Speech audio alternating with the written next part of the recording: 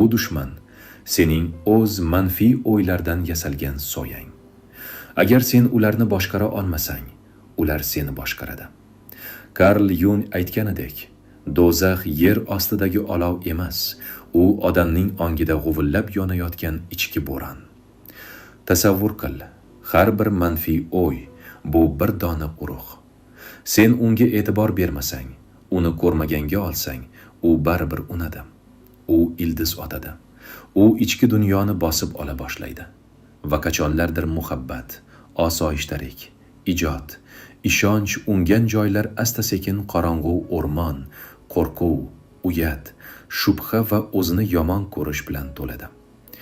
Hech bo'lmasa bir marta o'tirib jim turganingda, hech narsa qilmayotganingda, miyang birdaniga seni og'ritgan xatolarni eslatib ketganmi? O'tmishda yiqilgan joylaringni qayta-qayta takrorlab ko'rsatganmi?